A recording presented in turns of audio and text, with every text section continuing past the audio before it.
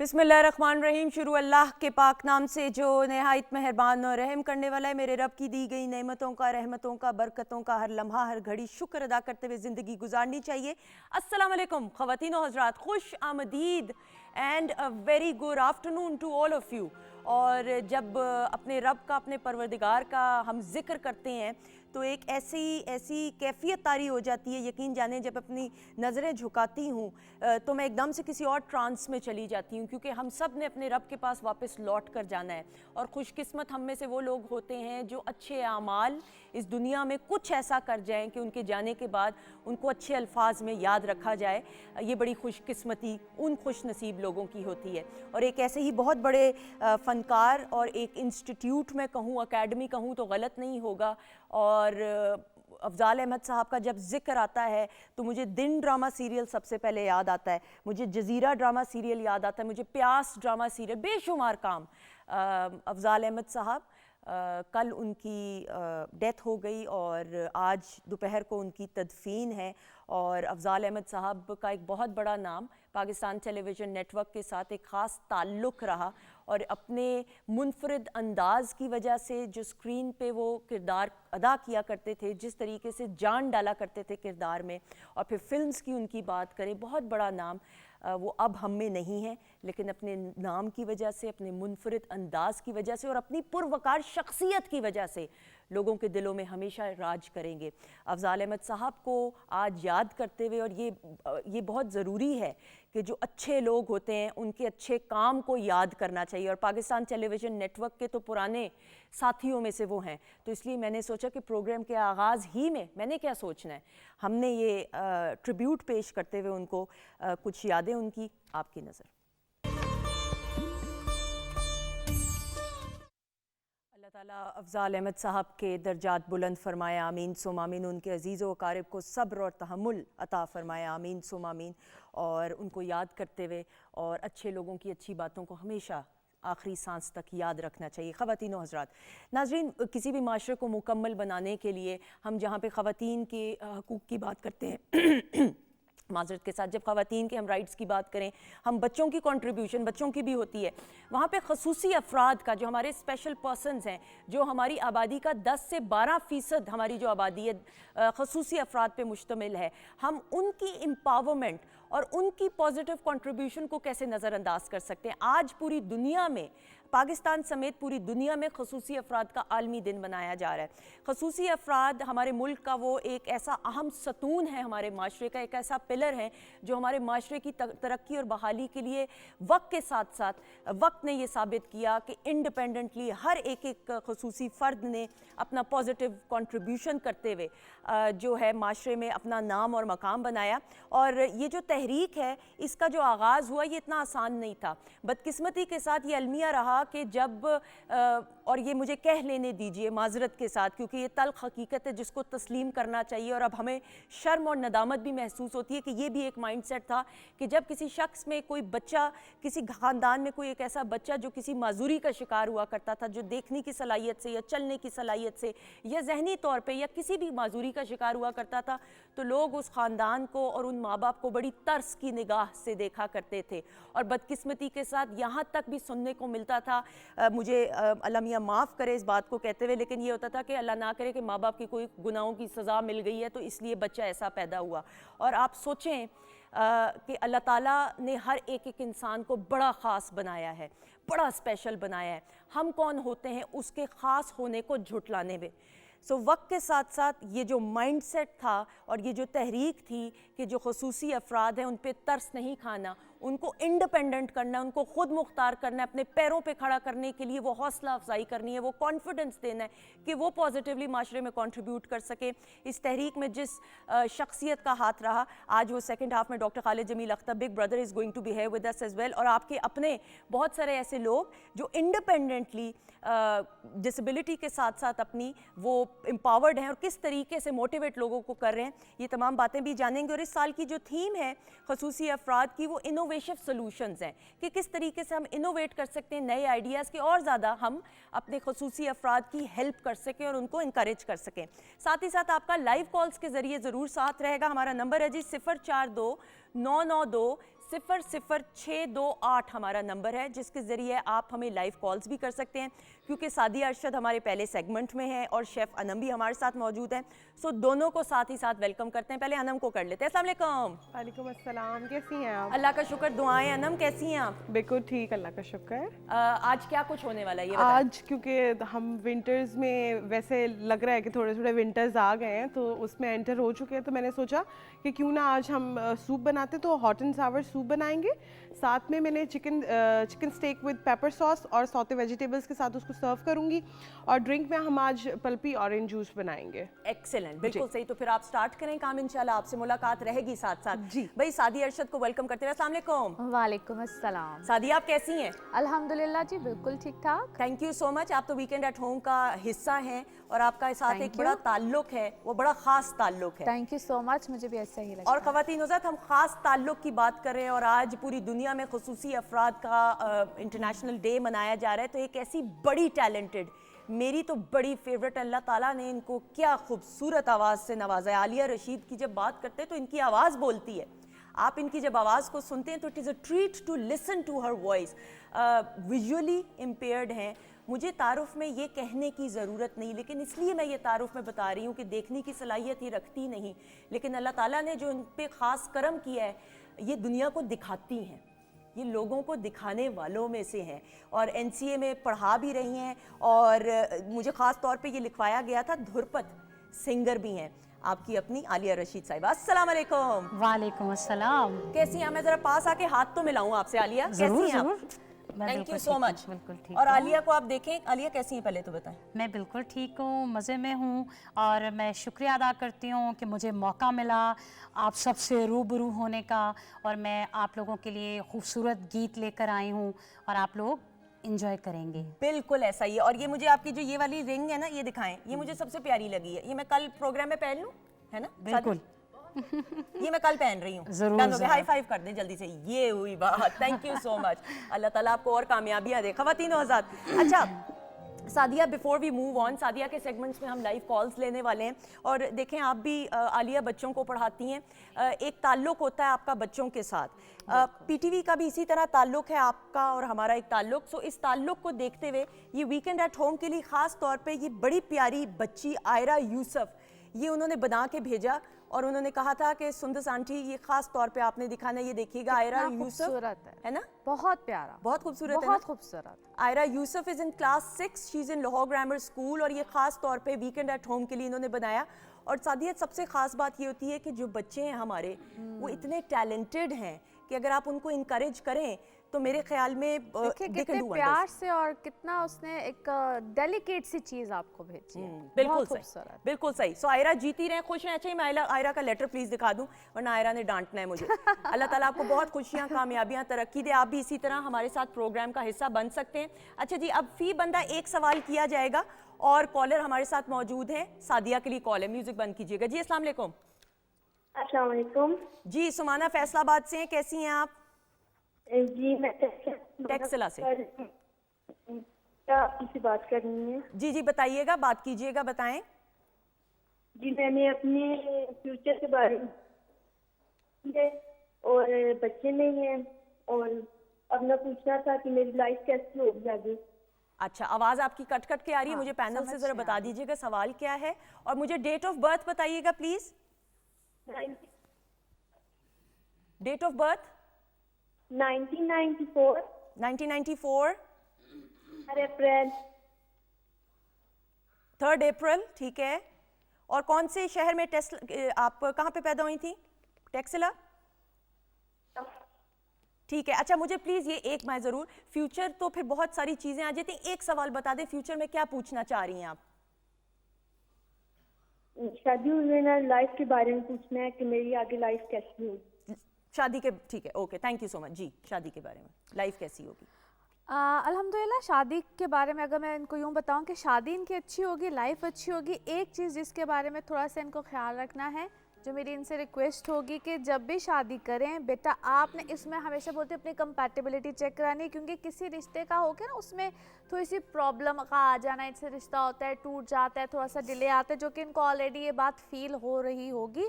इसके बारे में ये काफ़ी ना इस वक्त एक हुई है कि अच्छा जी हो जाए, she is too much into this thing. और इनको लास्ट 1.5 ईयर से ये चीज़ ट्रबल भी दे रही है, कहीं पे रिश्ता होता बनता टूटता हो रहा है। कमिंग ईयर इनके लिए बेहतरी का आ सकता है, इस साल में भी ये कि 2022 भी इनके लिए कुछ ऐसा ही रहा है। कमिंग ईयर सेकेंड हाफ बेहतर होगा, काइंडली कंपैटिबिलिटी चेक कराएं क्योंकि इस बच्ची को ये चीज़ ट्रबल दे रही है। ठीक है, बिल्कुल सही। अच्छा जी, नंबर है 042992000628 हमारा नंबर है, जिस पे कॉल करके फी बंदा एक सवाल, ताकि ज़्यादा कॉल्स को एंटरटेन कर सके। जी कॉलर हैं, अस्सलाम वालेकुम। अच्छा ओके, कॉल आलिया अच्छा रूबी, ठीक है, अब ये लाइव चल रहा है जी, तो माजरत थोड़ी सी। जी रूबीना चकवाल से। जी अस्सलाम वालेकुम रूबीना। जी जी वालेकुम अस्सलाम। जी क्या पूछना चाहेंगी आप? मैंने अपने हस्बैंड के बारे में पूछना है। तीसरा महीना। आप डेट ऑफ बर्थ बताइएगा। तीसरा महीना सन 1991। मार्च, ठीक है। और कौन सा सन? जी 91। 91, ठीक है। और क्या पूछना चाहती हैं? या वो बाहर जाएंगे या नहीं जाएंगे अभी? अच्छा ओके, हस्बैंड बाहर जाएंगे कि नहीं? और हस्बैंड कौन से शहर में पैदा हुए थे? नहीं, ये चकवाल में ही है। ओके चकवाल, ठीक है, थैंक यू सो मच। जी ये हस्बैंड की डेट हस्बैंड की डेट ऑफ बर्थ है। हस्बैंड बाहर काम के लिए जाएंगे कि नहीं? अच्छा, हस्बैंड इनके बाहर जा सकते हैं और ये इनके हस्बैंड को ना पहले भी कोई यानी कि बाहर जाने के हवाले से जिस तरह पेपर वर्क डॉक्यूमेंटेशन में कोई प्रॉब्लम है और अभी भी स्टिल कोई पेपर डॉक्यूमेंटेशन का ही मसला है, ठीक है। और ये अपने पेपर डॉक्यूमेंटेशन के हवाले से ना इनको दोबारा कोई आएगा कॉल या कोई चीज़, ये अपने जिसको कहते हैं पेपर वर्क डॉक्यूमेंटेशन को ठीक करें। और ये जो मार्च और अप्रैल का ही जो महीना होगा ना, इसी में इनको कोई खैर का कोई आ जाएगा, कोई लेटर कोई चीज़ या कुछ, या तब ये अपने पेपर डॉक्यूमेंटेशन के हवाले से दोबारा अप्लाई करें, ठीक है। तो इनके लिए कोई बेहतर आ जाएगी। ये जो 23 का साल होगा, 2023 का बिल्कुल साल सही। जी कॉलर हैं हमारे साथ, अस्सलाम वालेकुम। अच्छा ओके, कॉलर आप कॉल कर सकते हैं, नंबर स्क्रीन की स्क्रॉल की सूरत में स्क्रीन पे चल रहा है। आलिया आपका कौन सा स्टार बनता है ये बताइएगा। मेरा स्टार बनता है वर्गो। ओके वर्गो। सादिया वर्गो वर्गो के लिए 2000 और 28 ऑफ अगस्त मेरा। 28 ऑफ अगस्त। अच्छा, वैसे वैदिक में ये फॉल करेंगी, इसमें लियो में वेरी ब्रेव, वेरी एनकरेजिंग, किसी चीज़ की हार नहीं मानती, मगर कुछ अरसे के बाद होता है ना, किसी काम को करते करते थोड़ा सा फेड अप होती हैं। बिल्कुल बिल्कुल, थोड़ा सा चेंज इनको चाहिए होता है। और एक ही वक्त में 2-3 कामों को करना भी पसंद करती हैं। हाँ जी, ऐसा ही है। और बाकी ये है कि 2020 के बाद से इनकी लाइफ में काफ़ी चेंज भी आया है, इनके काम करने में, इनकी चीज़ों में काफ़ी चेंज आया है। और 2023 यानी कि ये जो इसी साल का जो 2022 का जो मार्च के बाद से आपकी अर्निंग, आपकी चीज़ों में काफ़ी बदलाव आया, यानी पॉजिटिव आया है। पॉजिटिव अल्हम्दुलिल्लाह आया होगा। क्या ये बात सही है? बिल्कुल। ओह फिर तो तालियां होनी चाहिए सादिया के लिए। ओह क्लैपिंग। अच्छा जी बिल्कुल सही। कॉलर हैं जी अफीफा साहिवाल से, अस्सलाम वालेकुम। वालेकुम अस्सलाम जी आंटी, मैंने अपनी शादी के बारे में पूछना था। थोड़ा सा ऊंचा अफीफा आपको बोलना पड़ेगा। डेट ऑफ बर्थ बताइएगा। 2002 11 अगस्त। जी अनंत थोड़ी देर के लिए ये जरा बंद कीजिएगा। जी 2002 11 अगस्त 11 अगस्त, ठीक है 11 अगस्त। ठीक है। आगे सवाल पूछ शहर 8 AM 8 AM 8 AM, ठीक है। ओके, और सवाल क्या है? सवाल ये कि मेरे पेरेंट्स ने मेरी अरेंजमेंट की है, वो मैंने वहाँ पे शादी नहीं करवानी, होगी कि नहीं मेरी? अच्छा, एंगेजमेंट जहाँ पे की है वहाँ पे नहीं करवानी। वहाँ पे वो ये करना नहीं चाह रही हैं, ये ऐसा ही है? ठीक है जी, लाइव सुनिएगा प्लीज़। मेरी रिक्वेस्ट और गुजारिश है कि आप लोगों को लग रहा होगा कि हम लोग क्या करें, हमें आवाज़ नहीं आती, थोड़ा सा ऊंचा बोलें और अपनी टीवी की वॉल्यूम कम करें ताकि हम समझ सकें सवाल। जी अपने टीवी का वॉल्यूम तो बंद कर दें ना, फिर आवाज म्यूट कर आएगी। दें। जी अच्छा जी, बेसिकली ना इस बच्ची की जब भी शादी होगी ना, इसको हम कहते हैं पेरेंट्स की मर्जी से आएगी। पहली बात, आप अगर इसको कहते हैं थोड़ी सी रिबेलियस नेचर की है, बागीपन है थोड़ा सा तबीयत में। और देखो बेटा, आपके लिए मेरा एक सजेशन है, अभी तो जहाँ पे आप इंगेज हो, ये आपसे बच्चा उम्र में थोड़ा सा बड़ा होगा, एज का थोड़ा सा गैप होगा।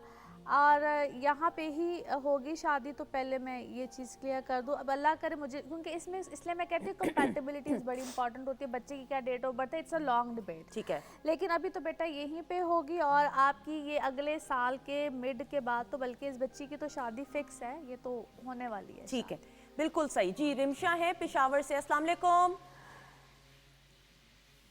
जी मुझे अपने भाई के लिए पूछना है। जी जी, भाई के लिए बताइए date of birth. Date of birth 13 June 13 June 1999। 1999, okay. और पैदाइश पेशावर ही की है? जी जी। और भाई का नाम? साकिब। साकिब, ओके। क्या पूछना चाहेंगे? उसने उसके बाहर जाने का है, तो उसका क्या वो है ना, बाहर जाने, ओके, पढ़ाई मुल्क के से लिए बाहर उसको जाने का। बाहर ठीक है, बहुत शुक्रिया, जीती रहें, लाइव जवाब सुनिएगा। मेरा नहीं ख्याल है कि बच्चा कभी भी बाहर, अगर ये जाता भी है तो वापस आ जाएगा, ठीक है, क्योंकि सैटर्न की तो ये कभी भी बाहर टिकने नहीं देता। अपने मुल्क से बाहर, शहर से बाहर, घर वालों से दूर।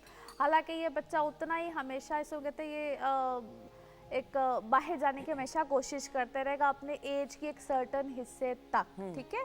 और 32 की एज के बाद अगर कभी ये बाहर जाना चाहेगा तो फिर ये उस एज में बाहर जाएगा, उससे पहले ये हमेशा ट्राई करता रहेगा। बट अभी ये फ़िलहाल फौरी तौर पे अगर बाहर जाते भी हैं ना, फ़र्ज़ कीजिए कोई एजुकेशन के सिलसिले में, किसी भी सिलसिले में चले जाएंगे, मगर फिर ये वापस आ जाए। ओके। और घर वालों के लिए परेशानी का सबब इसलिए बनता है कि पैसे भी खर्च होते हैं, एफर्ट भी होता है, सब कुछ होता है, बट बच्चा हमेशा जाके तो वापस आ जाता है। ठीक तो है। ये एक परेशानी का सबब सा ही रहता है। ये बच्चा काफ़ी घर वालों को थोड़ा सा ज़रा तंग करने वाला बच्चा ओके, है थोड़ा। ठीक है, बिल्कुल सही। हम एक कॉलर एडजस्ट कर सकते हैं या हमारे पास टाइम नहीं है? मुझे बता दीजिएगा प्लीज। एक कॉल ले सकते हैं जी।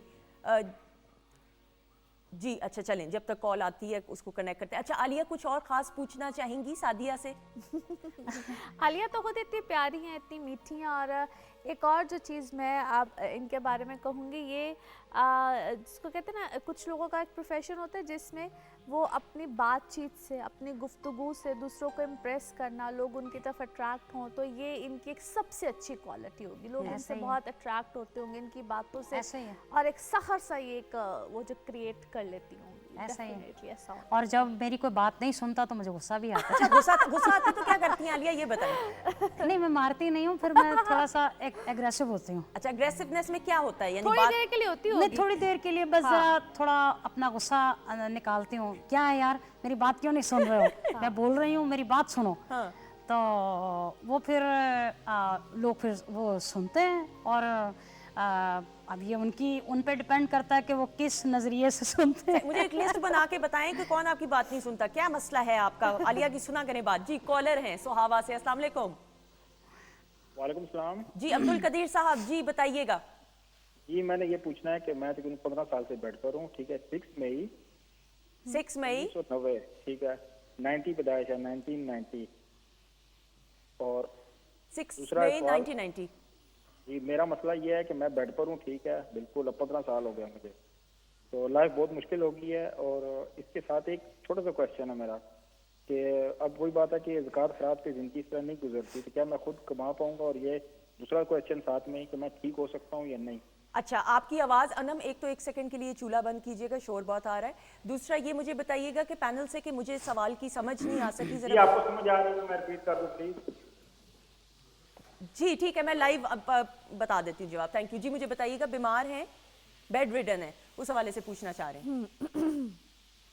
इनकी ना अब से कुछ 5 इयर्स या 6 इयर्स बैक कोई ऐसा हेल्थ इशू आ चुका है, 5 या 6 ईयर बैक, जो इनको ये चीज़ें या इनको प्रॉब्लम आई है। और इनका नर्व्स का कोई इशू है, ठीक ठीक है। है, नर्व्स का इशू है। और सच्ची पूछो तो ये ट्रीटेबल है। मुझे नहीं पता कि किस वजूहात की बना पे, या ये कोई एफर्ट, या हालांकि ये हेड स्ट्रॉन्ग भी है, कर भी सकते हैं, लेकिन और पिछले 1-1.5 साल में इनको कोई सोल्यूशन या कोई ऐसी चीज़, ऐसा कोई ट्रीटमेंट मिला भी है। और मेरे अपने ख्याल में इसको इस चीज़ को परस्यू करना चाहिए। ये थोड़ा सा बंदा कभी कभी दिल उम्मीद या चीज़ों को छोड़ नहीं देता, लेकिन मैं इस बात को बिल्कुल बता सकती हूँ, इनको कोई नर्व से रिलेटेड है, क्योंकि इनके 8वें घर में सन और मरकरी है, दिस इज़ फॉर श्योर। और वो एरीज का, इनको कोई ऐसा ट्रीटमेंट चाहिए है जिसमें इनका कोई आएगा, इसको हम कहते हैं नर्व से ठीक है। रिलेटेड, और डेफिनेटली ये इस चीज़ को परस्यू करें, ये इनका मामला तय होंगे। लेकिन इनको कभी भी अपने घर से, बच्चों से, ख़ानदान से कभी भी हेल्प नहीं मिलेगी। ओके, ये जो भी करेंगे अपने बलबूते पे करेंगे, इनको एफर्ट करनी पड़ेगी। बिल्कुल सही, बिल्कुल सही। और अल्लाह ताला तमाम लोगों के लिए आसानियाँ लाए, आमीन सुम आमीन। Thank you so much Sadia, आपका बहुत शुक्रिया। ख़वातीन हज़रात, आलिया रशीद हमारे साथ मौजूद हैं। ब्रेक की तरफ बढ़ते हुए, ब्रेक के बाद वापस आएंगे, आलिया भी होंगी और साथ डॉक्टर फरजीन मलिक का सेगमेंट ब्रेक के बाद। Stay tuned.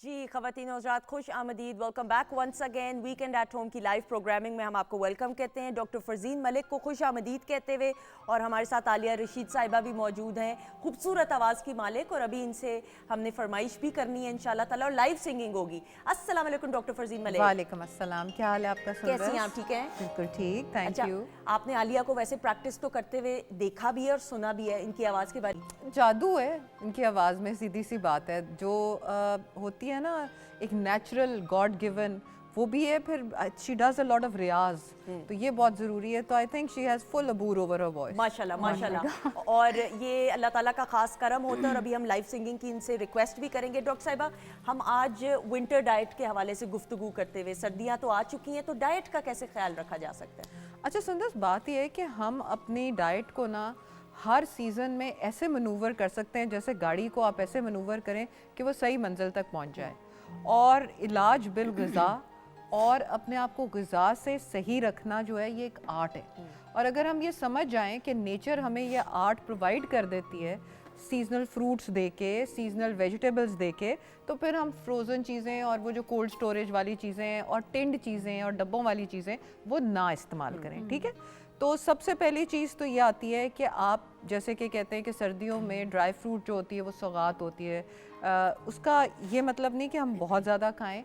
As a snack handful of almonds जो है वो आजकल यूज़ किए जा सकते हैं।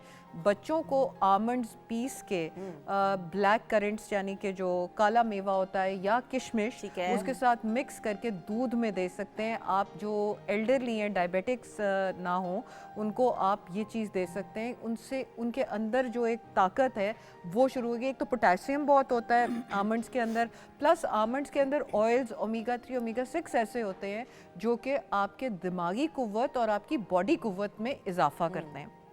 अच्छा, अब हम आ जाते हैं, अमूमन आपने सुंदर सुना होगा कि चूँकि सर्दियों में जो आपकी वेजो कंस्ट्रिक्शन होती है, यानी कि आपकी खून की नालियाँ सुकड़ जाती हैं, क्योंकि आप गर्मी से जो हमने सर्दी से जो हमने लड़ना होता है, तो उस वजह से अमूमन ब्लड प्रेशर जो है वो हाई हो जाता है लोगों का। ठीक है, और नॉर्मल जो बॉर्डर लाइन वाले भी हैं उनका हाई होता है। उनके लिए ऑरेंज जूस बेहतरीन है। ऑरेंजेस सीजनल आए हुए हैं, मौसमी का जूस है, ग्रेप फ्रूट का जूस है, लेमन है, इतना ज़्यादा, तो आप उसको ज़रूर यूज़ करें। गड़बड़ तब आप करते हैं जब उसमें आप चीनी या उसमें नमक या उसमें काला नमक मिला देते हैं। अच्छा, नमक और काला नमक मिलाते हैं तो उसमें ज़रा एक करारापन आता है, दैट टेस्ट गुड, बट वो नहीं करना। आई नो, मगर वो नहीं करना, क्योंकि उससे ब्लड प्रेशर, देखिए एक तो विटामिन सी का डोज मिलता है। अभी हम प्रोग्राम के शुरू में भी बात कर रहे थे कि लोगों को इतना एस्थमा हो रहा है, लोगों के लंग्स में प्रॉब्लम हो रही है, ऊपर से स्मॉग ने क्या कहते हैं वो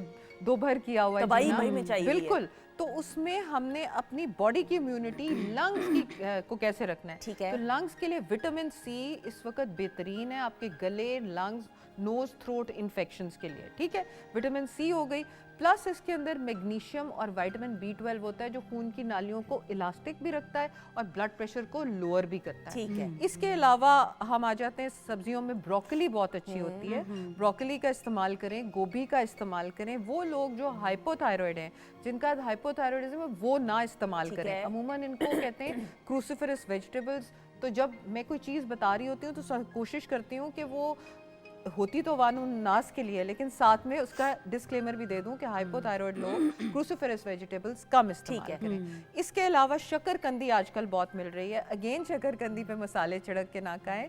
शकरकंदी पावर हाउस ऑफ एनर्जी है। आप बच्चों को दे सकते हैं, एज अ स्नैक दे सकते हैं। और आज आपको पता है सुंदर्स के उसके चिप्स भी बनते हैं, बिल्कुल। उसको आप बेक कर लें तो वो जो है उसके बड़े मज़े के वो ओवन के अंदर चिप्स बन जाते हैं जो बच्चों को बड़े पसंद। हाँ, वो बड़ी अच्छी स्नैक है और वेट जो आप लॉस ले के लिए सकते हैं। यूज किया जाता है इसे? बिल्कुल Weight बिल्कुल। loss के लिए। और फिर पोटेशियम, फिर देखो जो ब्लड प्रेशर हाई होना होता है वो ज़्यादा सोडियम से हो रहा ठीक है। है। जब हम पोटेशियम दे रहे हैं तो ज़्यादा सोडियम उसके साथ वो कम्पीट करता है, तो फिर हमें ब्लड प्रेशर का जो है नहीं होता वो। बिल्कुल सही। अच्छा, आलिया भी कोई सवाल करना चाह जी रही थी? जी, मैं ये पूछना चाह रही हूँ कि अब जैसे मैं सर्दियों में स्पेशली लाइक गरम चीज़ का इस्तेमाल, कॉफ़ी, फिर बॉयल एग, अगर कसरत से अगर मैं अपनी बात करती हूँ इस्तेमाल करूँ, तो मैंने देखा कि मुझे पाइल्स का मसला हो गया था। तो मुझे क्या ऐसा करना चाहिए कि जिससे इन तमाम मसाइल से छुटकारा हासिल किया जाए? लेकिन मैंने चाय और कॉफी जरूर पीनी है, मैं डिस्क्लेमर दे दूं, उसके बगैर गुजारा नहीं। हाँ जी। नहीं, एक तो प्लीज चाय कॉफी कम कीजिए, अगर आपने पीनी है तो आप चाय ही पी लें, वो कम से कम लेसर इवल है। और अंडे जो हैं वो आप उसके बगैर, जर्दी के बगैर इस्तेमाल करें, सफ़ेदी। और सॉरी सफ़ेदी इस्तेमाल कीजिए, ठीक है? अच्छा, हाँ, ठीक है। और ये देखें कि आपको ना ये आपने सुबह के वक्त करना है, ठीक है। और जब आप वो लें तो उसके साथ इलायची का कावा जरूर ले लें, इलायची का कावा ठंडा करके, ठीक है? उससे ये होएगा कि आपकी बॉडी में जो हिद्दत पैदा होती है वो कम होएगी और कॉन्स्टिपेशन नहीं होनी चाहिए। उसके लिए मैं आपको बताती हूँ कि आप इसबगोल का छिलका, चिया सीड्स और तुख्मे बालंगा, अच्छा। ये एक एक चम्मच जो है ये वो रात तो को आप, बालंगा तो वो ऐसे जैसे उसकी शक्ल जुओं जैसी होती है। हाँ वो ऐसी होती है, लेकिन आपने वो जो है वो जुओं जैसी उसकी शक्ल बस होती है। आपने ये सोचना नहीं है। आपने ये नहीं सोचना, हाँ, ये सोच के तो हम भी नहीं ले सकेंगे, है ना? तो ये एक एक चम्मच लेके आप पानी में डुबो लें और वो सुबह पानी पिएं, उससे आपके पाइल्स का मसला भी खत्म हो जाएगा। ये एक अक्सीर इलाज है पाइल्स के लिए, जिन लोगों को कॉन्स्टिपेशन है, लेकिन जो जादुई नहीं है, ये नहीं कि 2 दिन में आपको फर्क पड़ जाएगा, टाइम लगेगा। ये थोड़ा लगता है हफ्ता कि आपकी बाउल मूवमेंट शुरू हो। बिल्कुल सही। अच्छा, अब विंटर डाइट की जो हम जिस तरह बात करें, उसके अलावा आप क्या समझती हैं कि हमें मुंह पर जिप लगाना है, यानी सादा जबान में, माजरत के साथ, ताकि मैं जरा लोगों को समझ, कब खाना दिन में खत्म कर देना चाहिए कि बस अब जो है हमने इसके बाद खाना नहीं खाना, and we have to give our body rest? सुंदर, वेरी गुड क्वेश्चन, बिकॉज आपको पता है कि दिन जो है वो छोटे हो गए हैं, तो बेहतर ये होता है कि अगर आप 9 बजे एक अच्छा नाश्ता ले लें, उसमें अंडे वगैरह लें, उसमें फ्लैक्स सीड लें, ओटमील का सीरियल लें, यानी कि जौ का दलिया जो आपने रात को भिगोया है, उसके अंदर सुबह मिल्क डाल के उसको पका लें, हनी डालें, और ये चीज़ बना के आप ये सुबह ले लें। दोपहर का खाना कोशिश करें कि मिस होए, और उसमें आप ऑरेंजेस का इस्तेमाल करें या शकरकंदी का। और शाम का खाना जो है वो मगरिब के बाद तकरीबन 5 बजे अगर मगरिब होती है तो आप 6:30-7 बजे ख़त्म कर दें, और खाना अच्छा खाएं, जैसे चावल और मछली हो गई, जैसे चावल और चिकन के साथ सब्जी हो गई, और रोटी हो गई। जो अनम जिस तरह बना रही है वो खाना अप्रूव्ड है कि नहीं सर्दियों के लिए? आज मैं यही गुजरते हुए देख रही थी और मुझे कह रही थी आज तो आपने बहुत अच्छा खाना बनाया। हाँ, स्टेक्स बन रहे हैं भाई, मजे के। हमेशा भी अच्छा बनाती है, लेकिन वो मतलब है हम डाइट के लिहाज से जो बात कर रहे हैं, एंड दैट इज अमेजिंग। और स्टेक तो वैसे भी बहुत अमेजिंग है। अच्छा जी, टिप ऑफ द डे बताते हुए। टिप ऑफ द डे है कि आपने 60 ग्राम के मुताबिक हनी लेना है, ठीक है? शहद लेके आप उसके अंदर डालेंगे 1 टीस्पून पीस के मेथी दाना, 1 टीस्पून आप डालेंगे कलवंजी पाउडर, और 1 टीस्पून आप डालेंगे जिंजर पाउडर। ये तीनों चीज़ें आपने हनी के अंदर मिक्स कर लेनी है। आधी चमची बच्चों की ग़िज़ा है और 1 चमची बड़ों की ग़िज़ा है। सुबह निहार मुंह लेके ऊपर से गर्म पानी पीना। बिल्कुल सही। तो मैं तो फिर आधी चमची लूंगी, मैं तो बच्ची हूँ। बहुत ज्यादा, आप चौथाई ले लें, आप 9 ज़ायदा हैं।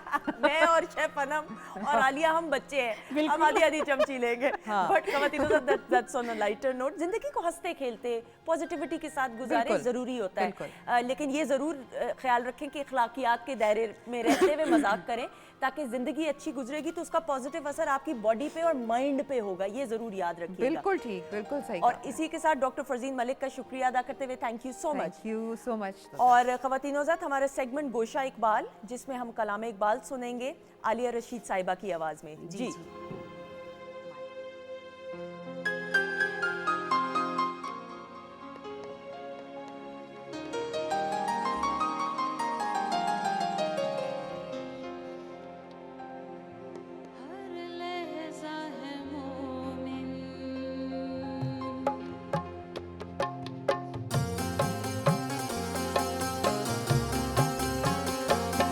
हर लहज़ा है मोमिन की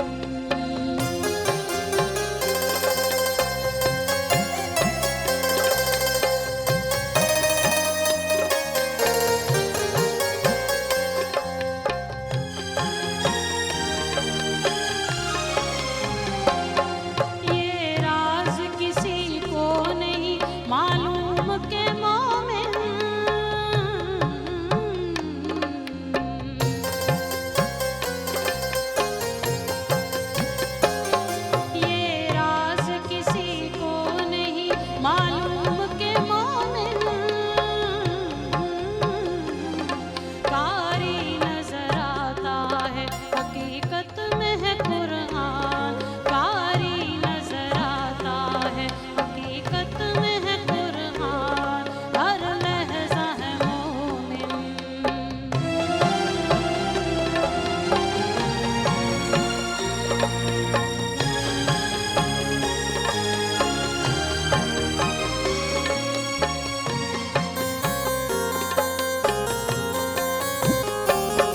जिससे जिगरे लाला में ठंडक हो वो शबना,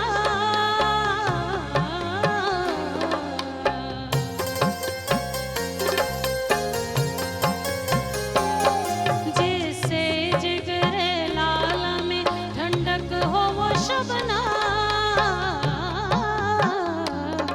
दरियाओं के दिल जिससे दहल जाए वो तूफान। दरियाओं के दिल जिससे दहल जाए वो तूफान। हर लहजा है मोमिन।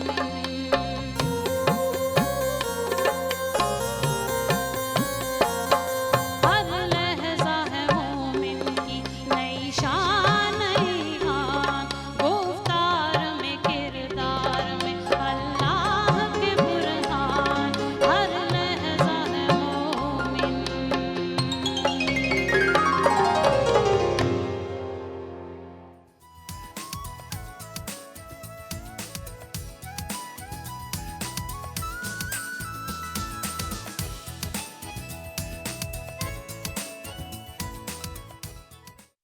जी ख़वातीन हज़रात खुश आमदीद, वेलकम बैक। हम आपको weekend at home Pakistan television network Lahore centre से बराह रास्त प्रोग्रामिंग में हम आपको खुश आमदीद कहते हैं। ख़वातीन हज़रात प्रोग्राम के आगाज़ में जिस तरह हमने कहा और पूरी दुनिया में पाकिस्तान समेत ख़ुसूसी अफराद का आलमी दिन मनाया जा रहा है और ये बड़ी हमारी खुशकिस्मती और खुश आइन बात कि वक्त के साथ साथ लोगों में इतना शऊर बेदार हुआ, ये अवेयरनेस उजागर हुई, ये अवेयरनेस आई कि ख़ुसूसी अफराद हमारे माशरे का एक अहम सतून है, एक पिलर है। हमारे माशरे को तरक्की की राहों पर डालने के लिए अपना एक अहम किरदार अदा करते हुए ख़ुसूसी अफराद को वक्त के साथ साथ जो इनकरेजमेंट मिली और फिर इन ख़ुसूसी अफराद ने ये साबित भी किया कि ये ख़ास है। अल्लाह ताला का ख़ास करम है इन पे। अल्लाह ताला ने इनको बहुत सारी सलाहियतों से नवाजा हुआ है। सिर्फ इनको इनकरेजमेंट और मोटिवेशन की, वो ख़ुद एतमादी की और वो प्लेटफॉर्म की ज़रूरत है जिसके ज़रिए ये अपना आप मनवा सकें। ये तहरीक आसान ना रही। एक दौर ऐसा था, मैंने प्रोग्राम के आगाज़ में कहा कि बदकिस्मती के साथ मुझे ये कह लेने दीजिए कि ख़ुसूसी अफराद या कोई भी बच्चा स्पेशल अगर किसी माजूरी के साथ किसी घर में पैदा होता था तो लोग उस माँ बाप को या उस कपल को बड़ी तर्स की निगाह से देखा करते थे कि हाय बेचारा, इनके घर ये औलाद पैदा हो गई। लेकिन वक्त के साथ साथ वो जो उम्मीद की रोशनी है वो बताने में, वो राह दिखाने में और ये बताने में कि ये ख़ुसूसी अफराद किसी से कम नहीं है, इन पे खुदारा तरस मत खाइए, इनको वो मोटिवेशन और इनकरेजमेंट और पॉजिटिविटी दीजिए जिससे ये अपना आप मना सकें। उस तहरीक का आगाज़ करने वाली शख्सियत आज हमारे साथ मौजूद हैं और वाकई में बड़े भाई होने का सबूत देते हुए बिग ब्रदर साहब ने, डॉक्टर खालिद जमील साहब ने वो शऊर माशरे में बेदार किया जिसके ज़रिए अब आप देखते हैं ख़ुसूसी अफराद को मुख्तलिफ़ चीज़ों में मुख्तलिफ़ प्लेटफॉर्म्स पे अपना आप मनवाते हुए। We are lucky today we have with us none other than doctor Khalid Jamil Akhtar, big brother. अस्सलाम वालेकुम सर। वालेकुम अस्सलाम। Thank you so much.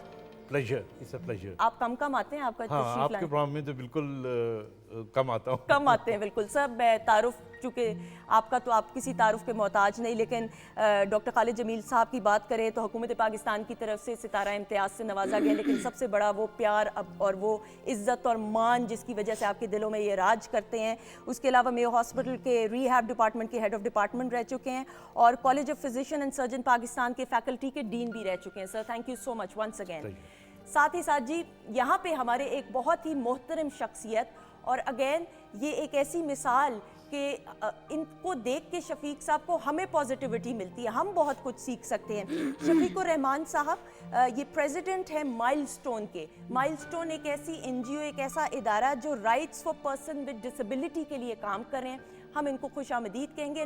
ये व्हील चेयर बाउंड है। अस्सलाम वालेकुम। जी वालेकुम अस्सलाम, बहुत शुक्रिया आपका। Sir thank you so much. Thank you, बहुत शुक्रिया। बहुत शुक्रिया। अच्छा भाई, अब साथ जो बैठे हैं ना डॉक्टर साहब, आपकी इजाज़त से ये ज़रा मूडी से हैं, तो साद भाई का तारुफ कराने के लिए मैं ये जुसारत नहीं कर सकती कि मैं बैठ के तारुफ कराऊं, तो खड़े होके तारुफ कर। साद भाई अस्सलाम वालेकुम। हैं, कहाँ जा रहे हैं? खड़े हो रहे हैं? अस्सलाम वालेकुम। इधर आए ज़रा, इधर आइएगा। ओ ध्यान से माइक है, एक सेकंड जी। अच्छा जी, पॉकेट ये में डाल लें। साद भाई जो है ना ख़वातीनो हज़रात, he is a motivational speaker. इनका अपना यूट्यूब चैनल है, इधर दिखाइएगा, और ये अपने वीलॉग्स बनाते हैं। और डॉक्टर साहब इसके अलावा थोड़ा सा बताइएगा इनके बारे में। साद भाई जो हैं ये बड़े कमिटेड हैं, हाँ, और इनके जो वीलॉग्स होते हैं उनके अंदर वतन की मोहब्बत बहुत ज़्यादा होती है। अरे और फिर दूसरी अहम चीज़ ये है कि ये लोगों को कहते हैं कि मुझ में कोई इशू नहीं है, मैं थोड़ा सा डिफरेंट हूँ, अरे वाह, और जो डिफरेंट लोग होते हैं वो ज़्यादा अच्छे लोग होते अरे हैं। वाह। और डॉक्टर साहब थोड़ा सा इधर आए, साद भाई इधर आइए, इधर पीछे आए। डॉक्टर साहब इनकी जो कंडीशन है उसको अभी बयान कर दीजिएगा। देखिए, ये जो कंडीशन है ये एक ऑटोजोमल प्रॉब्लम होती है, डाउन सिंड्रोम कहते हैं। ठीक है। और जो डाउन सिंड्रोम के बच्चे होते हैं ये बहुत लविंग होते हैं, इनके अंदर कुछ डिले ज़रूर होता है इनके चलने में, या इनकी इंटेलेक्चुअली थोड़े से चैलेंज होते हैं, लेकिन जिन चीज़ों में ये काबिल होते हैं उन चीज़ों में फिर इन जैसा काबिल कोई भी नहीं होता। बिल्कुल ऐसा ही। साद भाई कैसे हैं आप?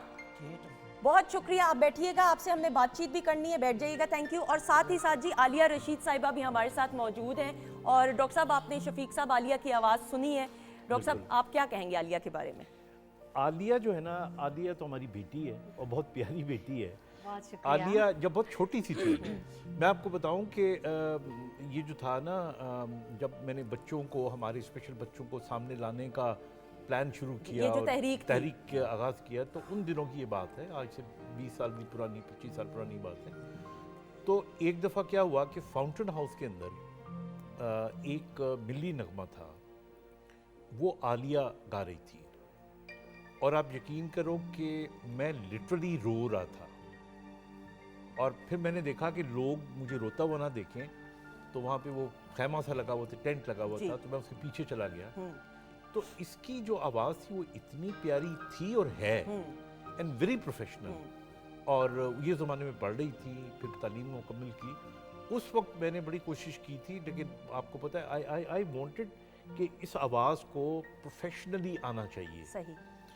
क्योंकि अभी अभी जो होता है ना, कोई शौक हो गया गाने का या खेलने का, ये सारी चीज़ें प्रोफेशनल हो गई हैं। तो आई थिंक जो लोग देख रहे हैं, और PTV is one of those अदारा की जो करता है, मदर इंस्टीट्यूट। Yeah. डॉक्टर साहब ये जो तहरीक का आगाज़ हुआ, और मेरी जहाँ पे इस्लाह की ज़रूरत हो प्लीज़ आप गाइड कीजिएगा, आप तो हमारे मेंटर हैं अल्हम्दुलिल्लाह। सर जब तहरीक का आगाज़ हुआ, एक वक्त ऐसा था कि तर्स की निगाह से अनफॉर्चुनेटली लोग देखा करते थे खुसूसी अफराद को। फिर जो आपने तहरीक स्टार्ट की, उसके बारे में बयान करते हुए वो जर्नी जो रही है। देखिए मैं उसको सादा से लफ्ज़ों में आपको बताऊंगा कि वो तहरीक इस तरह के, हालांकि मैं एक बहुत ही एक्टिव था, स्पोर्ट्समैन था, फौजी था, केई में था, मेरा एक्सीडेंट हुआ, एक्सीडेंट होने के बाद फिर मैं डिसेबिलिटी हो गई। डिसेबिलिटी आपकी बाय बर्थ नहीं थी? नहीं थी, मेरा एक्सीडेंट हुआ और उसमें कुछ लोगों का इंतकाल हो गया और मेरी कमर की हड्डी टूट गई। एंड देन उस वक्त एक बड़ा अजीब सा स्टेज आया कि डॉक्टर ने मेरे वाले साहब को कहा कि ये चल नहीं सकेगा, और दूसरी बात ये कही कि अब ये डॉक्टर नहीं बन सकेगा, और तीसरी बात ये कही कि ये जब बड़ा हो जाएगा, शादी करेगा तो उसके बच्चे नहीं होंगे। तो मेरी उम्र उस वक्त 21 ईयर्स थी, तो मैं एकदम टूट गया। और मेरे वाले साहब जो हैं वो पाकिस्तान के पहले सिविलियन ऑफिसर हैं जिनको तमगा शुजात मिला हुआ है, बहादुरी का तमगा। 1960 में उनके सर की कीमत 50,000 रुपये रखी थी कि इनको, तो ही सच अ ब्रेव मैन। बिल्कुल सही, माशाल्लाह। तो मैंने उनकी आंखों में आंसू देखे और उनमें से बाकायदा, उन्होंने एक्सप्रेशन नहीं दिया, उनमें से एक कतरा नीचे गिरते हुए देखा। तो दैट डे आई डिसाइडेड, और मैं अब तक कहता हूँ अपने पेशेंट्स को भी, कि जो डॉक्टर कहता है उसको सुनो ज़रूर, उस पर 100% बिलीव ना करो। वाह। बिलीव करना है तो अल्लाह पे बिलीव। अरे वाह, क्या बात। सुभान क्योंकि डॉक्टर की तो बात गलत भी हो सकती है ना, सही। वो तो कितना बड़े से बड़ा डॉक्टर हो, सही, लेकिन अल्लाह से बड़ा कौन डॉक्टर है। अरे वाह, तो मैंने उस दिन डिसाइड किया कि नहीं, मैं चलूंगा भी, मैं डॉक्टर भी बनूंगा, मैं शादी भी करूँगा और मेरे बच्चे भी होंगे इंशाल्लाह। अल्हम्दुलिल्लाह। So this is what I decided. So during my medical college, I was in a wheelchair for a couple of years, and then I started walking. Then I became a doctor. Then I said that I will specialize in the same field now. सही। भाई मैं doctor तो मैं topper था पढ़ाई में, तो मैं किसी भी फील्ड में जा सकता था। फिर मैं इसी फील्ड में स्पेशलाइज किया और उसके बाद आई गॉट मैरिड माशाल्लाह। I have 4 children. 3 of them are doctors and one is sitting in front of me who is more than a doctor. Thank you so much doctor साहब। सो यहाँ से start हुआ। शफीक साहब, देन फिजिकली इम्पेयर्ड हैं, wheelchair आप bound हैं। Sir मैं milestone के तो बारे में ज़रूर जानूंगी, लेकिन ये डिसेबिलिटी आपकी बाय बर्थ थी या कोई एक्सीडेंट हुआ, थोड़ा सा इस बारे में बताते हुए। बहुत शुक्रिया मैम। मुझे 6 माह की उम्र में पोलियो हो गया था। अच्छा। और दुनिया में मैं रूटीन में जैसे नॉर्मल बच्चे आते हैं वैसे दुनिया में आया था, लेकिन जिस माशरे में आया था वहाँ पे अभी पोलियो वैक्सीनेशन वैसे राइज नहीं थी। ठीक है। तो पोलियो की वजह से मैं दोनों टांगें मेरी पैरालाइज हो गई और मुझे अपनी बाकी ज़िंदगी जो है वो अपने हाथों के साथ चलना था। और अभी मोहतरम मेरे लिए पीरो मुर्शिद हैं, वो किस लिए हैं वो मैं थोड़ा सा अगर सर आप इजाज़त दें तो मैं एक्सप्लेन करना चाहूँगा। असल बात ये है कि एक कहानी ऐसी पाकिस्तान में, एक रोमांटिक स्टोरी एक ऐसी है जो सामने शायद मंजर पे आ जानी चाहिए। आज से 35 साल पहले, 35 ईयर्स बैक, हम लोग एक इदारे में मतलब व्हीलचेयर्स नहीं होती तो ज़मीन पे क्रॉलिंग करते थे अपने हाथों से, जैसे चौपाई चलती हैं। सही। तो सर तशरीफ़ लाते थे, हमारे पास आए तो एक दिन उन्होंने कहा इधर आओ। उन्होंने कहा तुम्हारे हाथ गंदे क्यों हैं और तुम्हारे चेहरे पे मिट्टी क्यों लगी हुई है।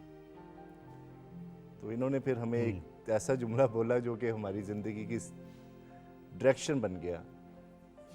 बहुत सारे लोग थे, उनमें से एक मैं भी हूँ। बहुत सारे चिराग जलाए हैं सर ने फरमाया था कि तुम्हारे चेहरे इतने चमकदार होने चाहिए कि तुम्हारे पैरों पे लोगों की नज़र ना पड़े। अरे वाह। और ये हाथ तुम्हारे खुददार होने चाहिए। इससे तुमने डोनेशन या चैरिटी या लोगों की तरफ नहीं देखना। Create, you have to create something. तो यूनिवर्सिटी तक मैं पढ़ता रहा। फिर एक दिन मैं यूनिवर्सिटी से जाता था, पंजाब यूनिवर्सिटी में प्रोफेसर हजरात से मास्टर चाहता हूँ, मुझे मज़ा नहीं आता था तो मैं सर के पास आ जाता था, मी हॉस्पिटल। तो साइड पे बैठ जाता था, सर एडवाइस कर रहे थे लोगों को। तो यहाँ से मैं अपनी ज़ात के लिए बहुत कुछ लेके जाता था। एक दिन सर की टेबल पे एक फॉर्म था, इसका एप्लीकेशन फॉर्म, वो जापान में स्कॉलरशिप का फॉर्म था। तो सर ने कहा अप्लाई कर ला। जी सर। तो मैंने अप्लाई किया। मैं पहली दफ़ा रिजेक्ट हो गया, दूसरी दफ़ा मैं सिलेक्ट हो गया। दुनिया में 300 लोगों में से 9 लोग सिलेक्ट हुए थे, इसमें एक मैं भी था माशाल्लाह। उसके बाद मैं कोई 50 से ज़्यादा मुल्कों में काम कर चुका हूँ डेवलपमेंट सेक्टर में और डिसेबिलिटी डेवलपमेंट में। लेकिन मेरे लिए ज़िंदगी में सबसे मुश्किल काम, I conducted many lectures in different university like Dortmund university sir Germany में, मुख्तलिफ जगह पे, जॉर्ज वाशिंगटन यूनिवर्सिटी में प्रेजेंटेशन देते रहे, टोक्यो यूनिवर्सिटी में। लेकिन सर के साथ बैठ के ना वो पसीने आना शुरू हो जाते हैं, बिकॉज ये वो शख्सियत हैं जिन्होंने हमें जन्म नहीं दिया लेकिन बनाया है। अरे वाह, बड़ा खूबसूरत जुमला। और ऐसे हज़ारों नहीं लाखों अफराद सर के जिनको आपने उम्मीद का रास्ता दिखाया और फिर उनको खुद मुख्तार किया, ये बड़ा ज़रूरी है सर के माशरे में खुद मुख्तार खसूसी अफराद को करना। जिस तरह हमारे साथ भाई बैठे हुए हैं इस वक्त और मुझे डर लग रहा है कि इनसे मैंने सवाल ना किए तो परेशान। साथ भाई, आपका तो यूट्यूब चैनल है, उस बारे में बताएं जल्दी से। मैं बताता हूँ, पर यूट्यूब में मेरा चैनल है। ठीक है, ऊंचा बोलना है, थोड़ा सा बताएं। ठीक है, यूट्यूब में मेरा चैनल है। ठीक है। फिर दूसरी बात ये है, ये पे लोग के पास ये न मेरी वीडियो जाए, ये पे पाकिस्तान तो मेरी तरफ से सलाम पहुँचाए। अरे वाह भाई वाह, क्लैपिंग हो जाए जी। अच्छा है, अपने लिए खुद ही क्लैपिंग कर रहे हैं, हम कर रहे हैं ना। अच्छा साथ भाई, मुझे बताएं कि ये YouTube चैनल की जो वीडियोस हैं ये फिर आप कहाँ कहाँ बनाते हैं, किन जगहों पे जाते हैं? ना मैं भी जानता नहीं हूँ, ना मैं घर में ही चलाता हूँ। क्या करते हैं? सॉरी, घर में। अच्छा, घर में बनाते हैं भाई, घर में बनाते हैं। तो आइडिया कैसे आया YouTube चैनल बनाने का? ये नादिया वो से है, ये पे पाकिस्तान आर्मी से पे आवाज़ आई थी। अच्छा अच्छा। मैं आपको बताऊं, ये जब मैंने कहा ना आपको कि ये बहुत बड़ा पेट्रियट है, पाकिस्तान से शदीद मोहब्बत है और पाकिस्तान की फ़ौज से बड़ा प्यार है। और एक दफ़ा एक प्रोग्राम में he came to me as a patient. अच्छा ओके ठीक है। और जब मैंने इनको देखा और ज़ाहिर है कि इनका इलाज नहीं होता, रिहैब होती है, तो मैं डिस्कस किया पेरेंट्स के साथ भी, तो मैंने कहा इनको ना आप एक्टिव रखने के लिए कुछ एक्टिविटीज़ में रखिए और ये मैसेज जाना चाहिए कि डाउन सिंड्रोम के जो हमारे मेंबर्स होते हैं वो बिज़ी होना चाहिए। बिल्कुल सही। तो इन्होंने फिर ऑप्ट किया कि मैं चैनल खोलूँगा। ठीक है। और वो चैनल खोला और वो चल रहा है ना, मैंने सब्सक्राइब किया हुआ है। मैं भी करने लगी भी और सारे सबको चलो। कह दें भैया आप भाई जल्दी से आप जो है ना साद भाई के चैनल को हमने सब्सक्राइब करना है। अच्छा मुझे एक बात बताएं साद भाई, आप इधर देखें ना मेरी तरफ, आपका अपना चैनल है, मुझे कोई नौकरी मिल सकती है कि नहीं ये बताएं पहले। हाँ मिलती है। मिलती है। मुझे और इकबाल भाई को आपने वो है गिटार पे, हम दोनों को आपने नौकरी देनी। ओह इशारा किया डन है। अच्छा अगर आपको गुस्सा है तो क्या करते हैं ये बताएं। गुस्सा इसलिए आता है 90 धन्ने काम करते हो कि लोग गंदे काम करते हैं तो मुझे गुस्सा आता ओए है। होए अच्छा, तो गुस्सा है तो आप चीखते हैं या क्या करते हैं? मारते हैं।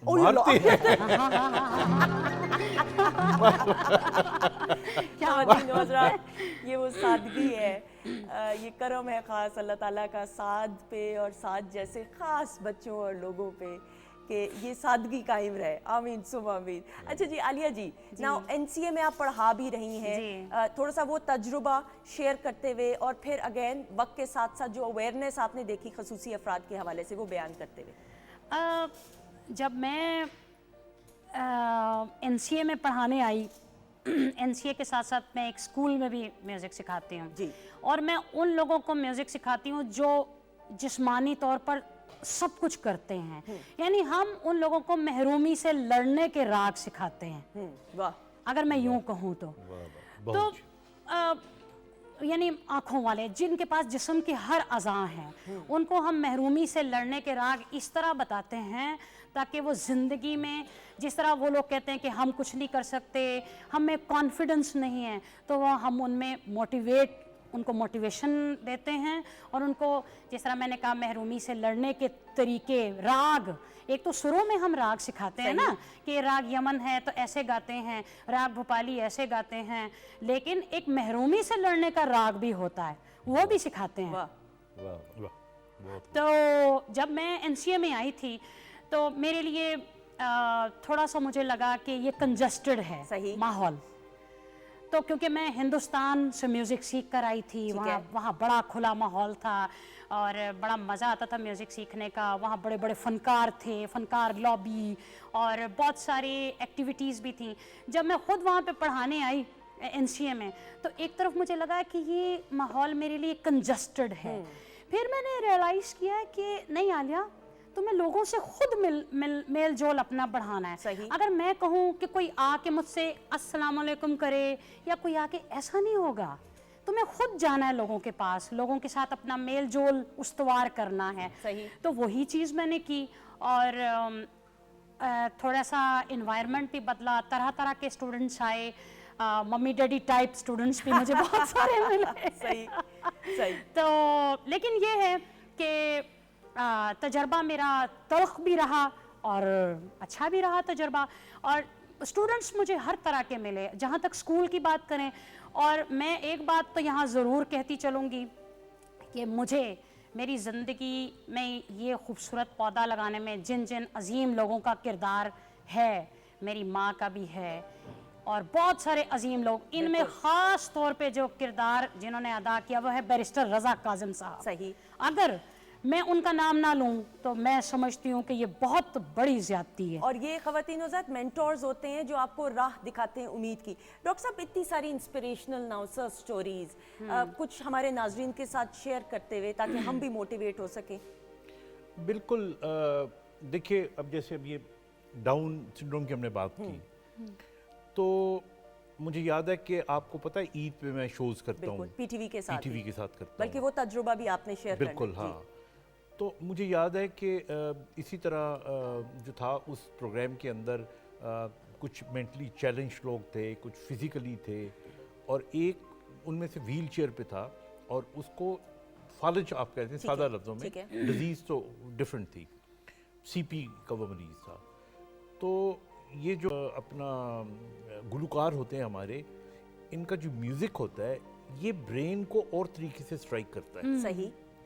और मुझे याद है कि एक प्रोग्राम के अंदर जवाद अहमद गा रहे थे, ठीक है, और उसने एक ऐसा गाना गाया जो कि मतलब थोड़ा उसमें रूहानियत भी थी, तो लोगों ने नाचना शुरू कर दिया, लोगों ने भंगड़ा डालना शुरू कर दिया, और थोड़ी देर के लिए मैंने देखा और सब बड़े हैरान हुए कि वो जो व्हीलचेयर पे लड़का बैठा हुआ था वो खड़ा होके वो डांस करना शुरू हो गया। अच्छा, व्हीलचेयर वाला। ओके। और जब वो गाना रुका तो वो फिर व्हीलचेयर पे गिर गया। अच्छा। तो उसका वालिद आके तो बड़ा ज़ारो कतार रोने लगा। वो कहने लगा ये क्या हो गया, ऐसा तो कभी नहीं हुआ। तो जो आलिया बात कर रही थी, मैं उसको एक और साइंटिफिक तरीके से बताता हूँ। हमारे दिमाग को, जहाँ हमारा दिमाग का शऊर काम कर रहा होता है, वहाँ पे एक इमोशनल ब्रेन भी होता है। ठीक है।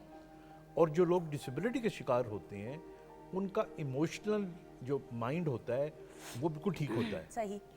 तो वो बात औक़ात हमसे वो काम करवा लेता है जो शऊरी तौर पे हम नहीं कर पाते। जी जी बिल्कुल। और जब हम रीहैब करते हैं, ऐसा, अब मैं ऐसा फिजिशियन बता रहा हूँ, तो हम उसको एक्सप्लॉइट करते हैं। ओके।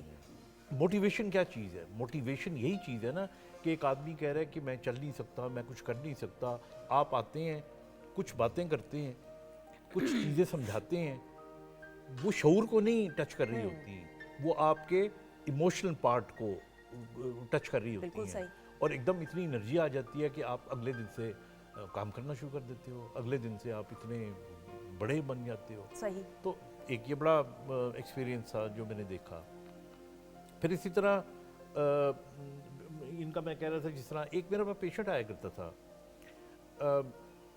वो ये मैं आपको बताऊं कि स्पिरिचुअली बड़े क्लोज होते हैं, रूहानियत इनमें, और बिल्कुल सही। अगर सादा अल्फाज में के अल्लाह वाले, यानी अल्लाह के साथ एक मैं खास, मैं और सादे लफ्जों में मेरी कहता इस्लाह हूँ, कर जो लोग शऊरी तौर पे सो कॉल्ड कमजोर होते हैं ना, वो लाशऊरी पे बहुत स्ट्रांग होते हैं। अरे वाह, सर दोबारा दोहराइएगा जरा। जो लोग शऊरी तौर पे हमें लगता है कि इतने बड़े नहीं हैं या मिचोर नहीं, वो लाशऊरी तौर पे बहुत, जिसे आप कहते हैं ना पहुंचा हुआ, उनका connection with Allah is stronger. सही। अच्छा, वो जो बच्चा था ना, वो ये बड़े डिपेंडेंट होते हैं अपनी माँ के। ठीक है। तो वो अपनी माँ पे बड़ा डिपेंडेंट था, और क्या होता था कि एक दिन क्या हुआ कि उसकी माँ बीमार हो गई। बीमार हो के तो मियाँ हॉस्पिटल में दाखिल हो गई। तो अब उसका बाप और उसकी बहन रोज़ मिलने आया करते थे, और उस शख्स को, बच्चे को घर में ताला लगा के आ जाया करते थे। अच्छा। ताकि वो कोई आगे पीछे ना जाए। तो फिर माँ ज़्यादा बीमार होती गई और वो करीबुल मर्ग हो गई। तो एक दिन जब सुबह हम राउंड पे आए तो हमने देखा कि एक लड़का जो डाउन सिंड्रोम का है, उसे बहुत सारे फूल लिए हुए हैं, और माँ के ना पैरों पे, कंबल था, सर्दियों का ज़माना था, वहाँ रखे हुए हैं और रो रहा है। तो हम बड़े हैरान हुए कि इसको तो कभी। थोड़ी देर के बाद हमने देखा कि वो और ज़ोर ज़ोर से रोया, और पता लगा कि उसकी मदर हैज़ डाइड एक्चुअली। और वो फिर उसके बाद जो होता है कि हमने वो सर्टिफिकेट वगैरह बनाना था, फिर वो चला गया, गायब हो गया। तो कुछ देर के बाद ही उसकी वो बहन और बाप आ गया। तो हमने बताया कि भाई तुम्हारा कोई बेटा है आगे? कहने लगा नहीं, हमारा तो एक बेटा है, उसको तो हम ताला लगा के आते हैं। अच्छा। मैंने कहा नहीं, वो तो डाउन सिंड्रोम, उसका तो चेहरे से। कहने लगे नहीं, उसको तो हमने ताला हम हर रोज़ लगा के आते हैं, वो कैसे पहुँच सकता है यहाँ पे? खैर बात आई गई हो गई, और वो लोग उसकी बॉडी को लेके, एक हफ्ते के बाद उसका बाप आया। कहने लगा जी पूरे लाहौर में हम तलाश कर रहे हैं, हमें वो नहीं मिला।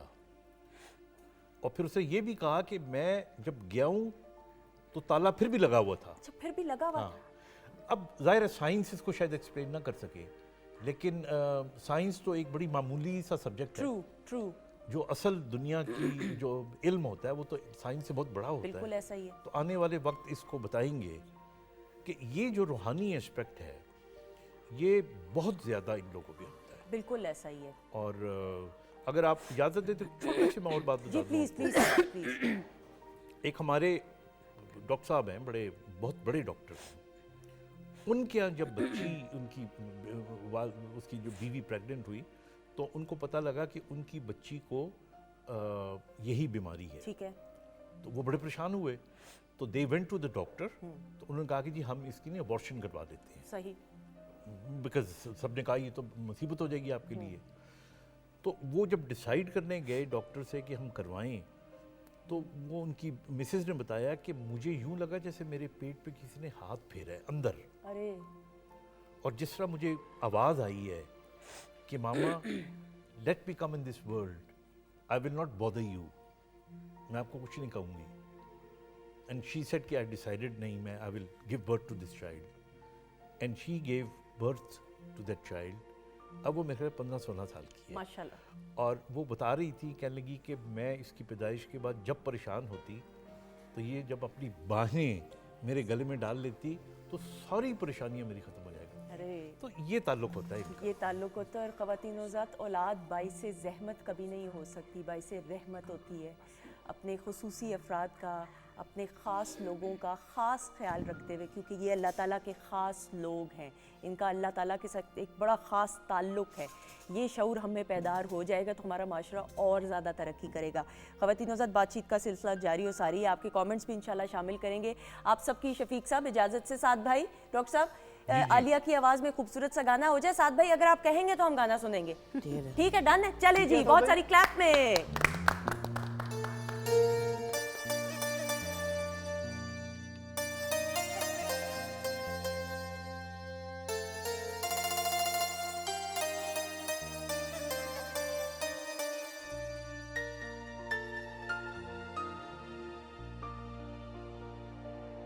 कभी किताबों में फूल रखना, कभी दरख्तों पे नाम लिखना, कभी किताबों में फूल रखना, कभी दरख्तों पे नाम लिखना।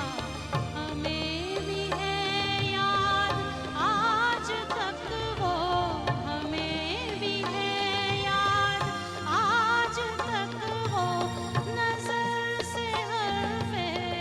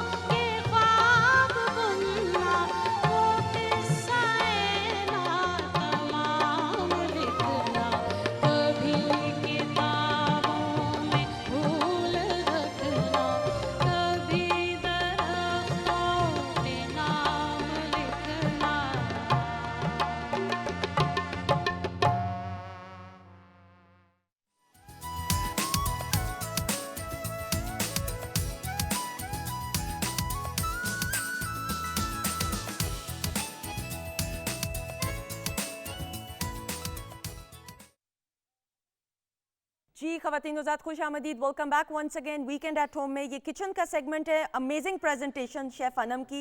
जल्दी से रेसिपी बताइएगा अनम। जो पहले चिकन स्टेक की रेसिपी आपके साथ शेयर कर लेती हूँ। चिकन स्टेक के लिए मैंने चिकन ब्रेस्ट लिया था, उसके मतलब एक ब्रेस्ट में से आप 3 फिलेट निकाल सकते हैं आराम से। उनको पतला पतला फिलेट्स में काट के उसके अंदर मस्टर्ड पेस्ट डाला है, उसमें थोड़ा सा गार्लिक चॉप करके ऐड ऑन किया है, ब्लैक पेपर ऐड किए, सोया सॉस ऐड की और थोड़ा सा जो है ऑलिव ऑयल ऐड करके उसकी मैरिनेशन कर दी। ओवरनाइट कर दे तो ज़्यादा अच्छा है, अगर आपके पास कम टाइम है तो 2 घंटे बिल्कुल ठीक है।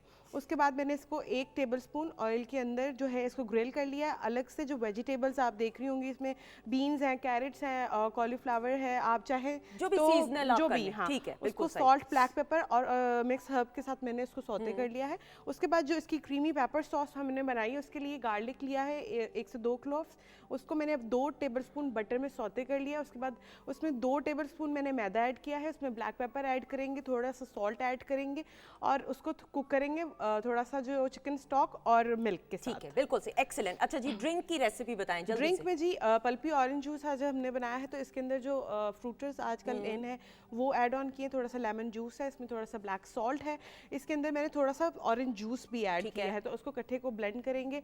आइस आपकी मर्जी है, आजकल विंटर से डालना मेरी नजर में तो थोड़े से बस ऐसे छिड़क दें बर्फ, ज्यादा जरूरत नहीं मौसम की। बिल्कुल एक्सीलेंट जी, वेल डन। साथ ही साथ आप लोगों के कमेंट्स हैं जी। मुबारक साहिब हैं, thank you so much programme को पसंद करने के लिए। किंजा अली हैं जी, हम सब का पसंदीदा प्रोग्राम, शुक्र अल्हम्दुलिल्लाह। जुबैर हैं जी, आउटस्टैंडिंग शो। फैसल राना है, ब्यूटीफुल गेस्ट। रुबाब हैं जी, सर आपको सबको सलाम। सहर जुबैर हैं जी, प्रोग्राम को पसंद करते हुए और आलिया की आवाज़ को पसंद करते हुए। बहुत शुक्रिया, बहुत शुक्रिया, बहुत शुक्रिया। शफीक साहब, सर माइलस्टोन जो इदारा है, जो पाकिस्तान का सबसे बड़ा इदारा है खुसूसी अफराद के राइट्स के लिए जो काम कर रहा है, फिर हमने देखा कि जो कुदरती आफात आई और फिर जब जल्जला आया 2005-2006 में और फिर सैलाब की भी जब सूरत हाल पैदा हुई, सर वो थोड़ा सा जो काविश और कोशिश और काम करते रहे वो बता दें। जी बहुत शुक्रिया। असल में जो पर्सन विद डिसेबिलिटी की रोज़ाना की ज़िंदगी है वो एक साइलेंट डिज़ास्टर की तरह होती है, यानी अपने घरों में मुक़य्यद होते हैं, अपने जिस्मों में कैद होते हैं जब उनके पास मोबिलिटी डिवाइसेस नहीं होती। तो जब कोई आफत आती है उसमें सबसे पहले अफेक्टेड लोग पर्सन विद डिसेबिलिटी होते हैं, क्योंकि इवैक्यूएशन हो जाती है ना, सारे लोग भाग जाते हैं, सही, अपने महफूज पनाहगाहों पे चले जाते हैं, तो पर्सन विद डिसेबिलिटी पीछे रह जाते हैं। तो जब जल्जला आया तो हमने ये चीज़ नोटिस की और फिर दोस्तों के साथ मिलके हम लोग अफेक्टेड एरियाज़ में गए। वहाँ पे जाके पहले रेस्क्यू एक्टिविटीज़ में, चूँकि गाड़ियाँ चला लेते हैं सारे, तो वो ट्रांसपोर्ट किया उन्हें यूब मेडिकल कम्प्लेक्स में, बालाकोट से लोगों को अहमदाबाद में। फिर जो स्पाइनल कॉर्ड इंजरी के सर वो बहुत सारे लोग आ गए थे, बहुत सारे। तो स्पाइनल कॉर्ड इंजरी के लोगों की डेली मैनेजमेंट, व्हीलचेयर कैसे, मतलब फर्स्ट मेडिकल फेज़ के बाद, रिहेबिलिटेशन के बाद इंडिपेंडेंट लिविंग वाले फेज़ पे फिर हमने काम किया। इस तरह जब सैलाब आया था 2010 में जी, तो उसमें भी बहुत सारे लोग थे जो घरों में रह गए थे, तो उनको भी फिर हम लोगों ने मोबाइल टॉयलेट और इस तरह की व्हीलचेयर्स और इस तरह की चीज़ें हमने प्रोवाइड की। सही। तो आपका इदारा माइलस्टोन प्रॉपर तरीके से एक्टिवली काम कर रहा है और ये बड़ी खुशाइन बात है कि जिस अंदाज से, और ये बड़ी सब I think that again step ahead है, पॉजिटिव चीज़ है ये। बिल्कुल, I think Shafiq will bear me out कि जब जल्जला आया और बहुत से लोग पाकिस्तान में, इतने लोग जो थे वो मतलब किसी की टांग कट गई, किसी की बाजू कट गई, किसी को स्पाइनल कॉर्ड इंजरी हो गई, तो मैंने इन लोगों को कहा कि इनका हौसला बढ़ाने के लिए अगर आप लोग उनको दिखाओगे ना कि देखो हम व्हील चेयर पर ज़िंदगी गुजार सकते हैं, ऐसा ही था ना? जी सर, बिल्कुल। तो वो लोग जो है ना आपको देख के मोटिवेट होंगे। अच्छा, कई लोगों ने उस वक्त ये किस्म का मजाक भी उड़ाया कि भाई ये इन लोगों को तो संभालने के लिए ये तो खुद व्हील चेयर पे हैं, ये क्या करेंगे। लेकिन वो एक ऐसा काम था कि पूरी दुनिया ने उसको, क्योंकि it was a very big disaster, तो पूरी दुनिया ने उसको अप्रिशिएट किया और इस तरह फिर इनका जो था ना हर डिजास्टर की मैनेजमेंट के अंदर इनकी पार्टिसिपेशन होगी। बिल्कुल सही। तो कुछ कह रहे थे आप? सर मैं ये अर्ज़ करना चाह रहा था कि डिज़ास्टर वाली जो सूरत हाल होती है उस पर तो सब लोग नोटिस हो जाते हैं ना, एकदम इतने सारे पर्सन विद डिसेबिलिटी। हाँ जी, जो साइलेंटली गली मोहल्लों में, ख़ानदानों में बच्चे बहुत सारे ऐसे हैं। पाकिस्तान में WHO और वर्ल्ड बैंक की जो फिगर्स हैं सर, वो 2 करोड़ से ज़्यादा लोग हैं जो पर्सन विद डिसेबिलिटी हैं। बिल्कुल सही। अब आप इमेजिन करेंगे 2 करोड़ लोग वो हैं जो कि इकोनॉमी का हिस्सा नहीं है, तो just waiting for food, survive कर रहे हैं, ज़िंदा हैं, उनकी फैमिली या एनवायरनमेंट उनको ज़िंदा रखे हुए हैं, लेकिन वो इकोनॉमी के हिस्सा नहीं है। तो 2 करोड़ लोगों का रोज़ाना की बुनियाद पे अगर जब हमने तहमीना लगाया तकरीबन कोई 12 अरब डॉलर सालाना नुकसान होता है पाकिस्तान की इकोनॉमी को जब पर्सन विद डिसेबिलिटी किसी सोशल एक्टिविटी का हिस्सा नहीं होते। बिल्कुल सही। हाँ जी, ताकि वो मनी रोटेशन में नहीं मोबिलाइज होंगे तो बिल्कुल जी, सही। सर मैं एंड देन आप इसमें आगे सर, तो फिर वक्त के साथ साथ जो आपने लेजिस्लेशंस इंट्रोड्यूस कराए स्पोर्ट्स की फील्ड में, हम देखते हैं खुसूसी अफराद को और जिन जिन शोबों में सर उसको हाईलाइट करते हैं। बिल्कुल। सबसे पहले तो ये है कि देखिए आपके पास ना डाटा होना चाहिए, ठीक है, फिर प्लानिंग होती है। तो पाकिस्तान में अनफॉर्चुनेटली डाटा नहीं, इस दफ़ा सेंसिस हुआ है, उसके अंदर भी हमने लड़ाई झगड़ा करके तो डिसेबल का लफ्ज़ इस्तेमाल बीच में डाला था। अब यहाँ पर 3 चीज़ें इंपॉर्टेंट थी। एक इम्पॉर्टेंट चीज़ ये थी कि इन लोगों का सही इलाज हो, सही, और सही इलाज के लिए सही डॉक्टर होना चाहिए। फिर हमने कॉलेज ऑफ फिजिशियन सर्जन के साथ मिल के MBBS के बाद 5 साल का 4 साल का ठीक है, और एक ट्रेनिंग का इनका FCPS जो हमारी हाईएस्ट डिग्री है ये हमने स्टार्ट करवाई। एक्सीलेंट। और अल्हम्दुलिल्लाह सिविल के अंदर और पंजाब में तो म्यो में मैं ही ट्रेनिंग किया करता था, आर्मी वालों की भी ट्रेनिंग हम किया करते थे Excellent. और सेंटर्स बनना शुरू हुए। तो एक तो ये बड़ा अच्छा काम हुआ। ठीक है। तो फिर उसके बाद क्या हुआ कि फिर हमने कहा कि नहीं, इनकी जिस तरह ये कह रहे थे ना, शफीक कह रहे थे कि ये अपनी ज़ात में अपने जिस्म में मुक़य्यद होती हैं, हमें इनको बाहर निकालना है। भाई इनकी भी ख्वाहिश होती है कि हमारी शादी हो, बिल्कुल ऐसा ही है। इनकी भी ख्वाहिश होती है हम खेलें, इनकी भी ख्वाहिश हो तो हमें लोग दाद दें। जिस तरह अभी थोड़ी देर पहले आपने बॉस कह दिया गलती से मुझे, तो इन्होंने कहा कि नहीं बॉस मैं हूँ। हाँ, साद भाई ने माइंड किया। साद भाई ने माइंड किया। हाँ, बहुत माइंड और किया। साद भाई ने पहले ये भी कहा हुआ है कि मुझे गुस्सा आई तो मैं मारता हूँ, और मुझे लग रहा है अभी उठ के मारने लगे हैं किसी को, अल्लाह खैर ही करे। मैंने फासला भी बढ़ा लिया है। तो आपसे तो प्यार ही। मैंने फिर क्या किया कि मैंने कहा कि नहीं, इनका यही तरीका है कि इनकी अवेयरनेस के लिए टीवी पे प्रोग्राम करने चाहिए। एक्सीलेंट, बिल्कुल सही। और मैं एक प्रोग्राम का आइडिया लेके टीवी स्टेशन गया, मुझे ये सर PTV लाहौर सेंटर, हाँ, प्लीज बताइएगा। तो मैं वो गया, तो मैं जब GM से, किस ईयर की बात है सर? ये बात है मैं ये कह सकता हूँ आज से कोई 25-28 साल पहले की बात है। बिल्कुल सही। तो मैं जब GM साहब के पास गया तो मैंने कहा जी ये मैं करना चाहता हूँ। तो मॉर्निंग तो कह लेंगे डॉक्टर साहब तुसी देख लो, सुबह तुसी करोगे तो ये पैथेटिक हो जाएगा, किसी दी अक्खां ठीक नहीं होणगियां ते नाश्ते दा टाइम होंदा है। मैं कहा जी आप छोड़ें, आप मुझे 3 हफ्ते का प्रोग्राम दें। ठीक है। 3 हफ्ते मैं करके दिखाता हूँ आपको, अगर आप पसंद आया तो आप करिएगा। ठीक है। तो आप यकीन करें वो 3 हफ्ते की बजाय 4 साल तक चला। अरे माशाल्लाह। और ये आपको पता ही होगा, आप सबको, आलिया आपको भी पता होगा, उस ज़माने में वो चला करता था। और हम उसके हिस्सा भी बने हैं प्रोग्राम का। हाँ, बिल्कुल। तो वो वहाँ से हमने ये अवेयरनेस शुरू की थी। फिर मैंने सोचा कि नहीं, अब अगला स्टेप ये है कि इनको फिजिकली एक्टिवेट करें, जिनमें आपके माइलस्टोन के हमारे बच्चे थे, मैंने इकट्ठा किया। और 1988-89 में 1989 इसमें मैंने पहला ओलंपिक करवाया। बिल्कुल उस ज़माने में जो गवर्नर थे, क्योंकि मुझे टाइटल मिल चुका हुआ था बिग ब्रदर का, सही। तो वो मैं एडवाइस करता यानी सजेस्ट किया करता था, तो हाँ। उसको होता था काम। तो फिर हमने इनकी पैरा ओलंपिक शुरू करवाई। और उस पैरा ओलंपिक के अंदर बाद में मलक बिराज खालिद साहब उसके प्रेसिडेंट थे, जो वज़ीर आज़म थे। सही। और मैं उसका जनरल सेक्रेटरी था। सही। और मियाँ साहब क्या क्या कहा करते थे आप बताएं जी। बाबा जी कहा करते थे, मलिक बिराज अली साहब कहते थे ताड़ा पीरो मुर्शद एरा दर नहीं छाड़ना तुसी। अच्छा, वो हमेशा वो ये मेरा कहने का मतलब ये था कि इन सबको मैं चाहता था कि करें कुछ ना कुछ करें। तो खेलें शुरू हो गई, फिर टीवी पे अवेयरनेस शुरू हो गई, फिर ये मेडल लाना शुरू हो गए। और अल्हम्दुलिल्लाह अगर आज मैं ये कहूँ ना बड़े फ़ख्र के साथ कि पूरे पाकिस्तान की एबल्ड बॉडीड की सारी टीमों के मेडल एक तरफ रख लें और हमारे जो खुसूसी अफराद हैं उनके मेडल एक तरफ रखें, तो इतना फ़र्क नहीं होगा, इतना फ़र्क। अरे वाह, अरे वाह, अरे वाह। बिल्कुल बिल्कुल। और ये वक्त के साथ साथ जो अवेयरनेस आई, मैं समझती हूँ ये बड़ी हिम्मत का काम होता है सर, जो आपने किया, फिर आपके साथ जो सपोर्ट में लोग रहे। और साथ भाई हमारे सामने एग्जांपल हैं, शफीक साहब हैं, और कितने ऐसी इंस्पिरेशनल ख़वातीनोज़ाद स्टोरीज़ हैं इतने लोगों की जो अपने पैरों पे खड़ा हो के खसूसी अफराद ये साबित करें कि वो किसी से कम नहीं। जिस तरह आलिया भी हमारे साथ मौजूद है। सर, आलिया की लाइव सिंगिंग शफीक साहब कैसी लगी, बताइएगा। आलिया बहुत अच्छा गाती हैं, और जब गाती हैं तो रूह में उतर जाती है ना। आवाज़। Sir, what about you? बहुत शुक्रिया। आलिया, मैं तो आपको आपने तो बताया, बचपन से इसको, मैं तो जब आलिया को पहली दफ़ा सुना था तो लिटरली, हालांकि मैं बड़ा अपने आप को समझता हूँ जब्त करने वाला, I could not control my self. और अभी भी जब इसको सुनता हूँ, लेकिन मुझे एक गिला है, और मुझे गिला उन अदारों से है, और मुझे गिला उन लोगों से है कि इस आवाज़ की प्रमोशन होनी चाहिए। बिल्कुल।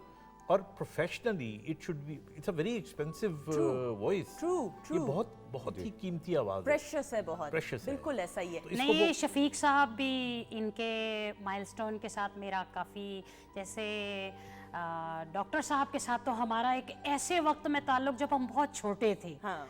यानी उस एज में उस वक्त इतनी समझ बूझ भी नहीं थी, खेल कूद के दिन थे। सही। तो शफीक साहब के माइलस्टोन से भी हमारा गहरा ताल्लुक़ रहा है। और मुझे उस वक्त याद है कि बख्शी वज़ीर साहब के बेटे नईम वज़ीर साहब, नईम वज़ीर साहब और मेरे पसंदीदा उनके भाई कंपोज़र बॉबी वज़ीर साहब, बिल्कुल। दोनों के उस वक्त मेरी पहचान हुई थी इन दोनों भाइयों से, सही। ये माइलस्टोन के थ्रू। बॉबी वज़ीर से जो अब इस दुनिया में नहीं है, अल्लाह उन्हें वरी के रहमत करे। आमीन, आमीन। और नईम से भी हमारा ताल्लुक़ उस वक्त में हुआ था जब मैंने माइलस्टोन में आना शुरू किया और था। आलिया, आपने पूरी एक ट्रेनिंग भी हासिल की और उस जी। ट्रेनिंग को मद्देनजर रखते हुए हम जरा आपसे, और फरमाइश भी आई है, जी। रिक्वेस्ट भी आई है, जी। थोड़ा सा एक अस्ताई एक अंतरा क्लासिकल सिंगिंग अगर हो जाए। जी, राग जी, एवन ज़रूर, में ज़रूर, जी, ज़रूर। बहुत सारी क्लैप में ख़वातीन और हज़रात।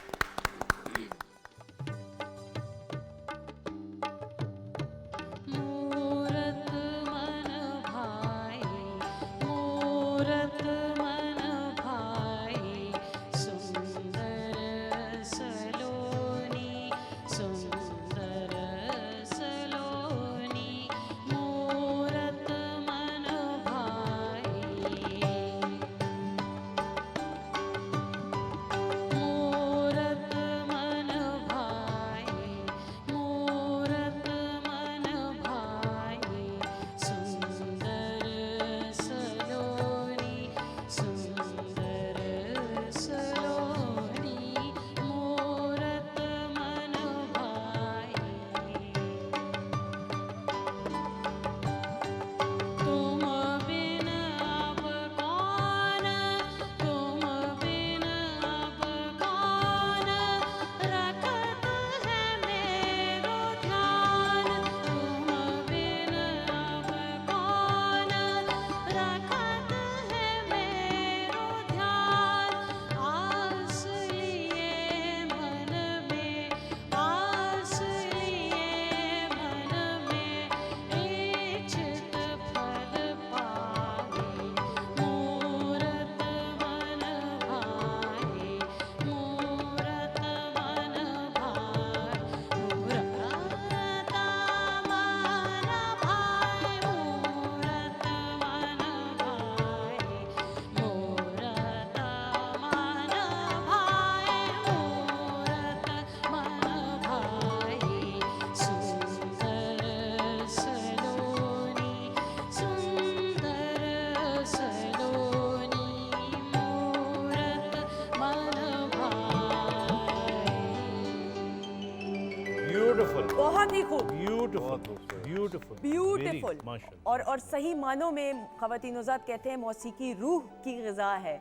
और अल्लाह ताला ने आलिया को एक ऐसी खूबसूरत आवाज़ से नवाजा है कि आप एक शहर में गिरफ्तार हो जाए तो शहर से निकलना मुश्किल होता है। देखिए, मैं एक बात तो यहाँ ज़रूर कहूँगी कि इसमें मेरा अपना कोई ख़ास कमाल नहीं है।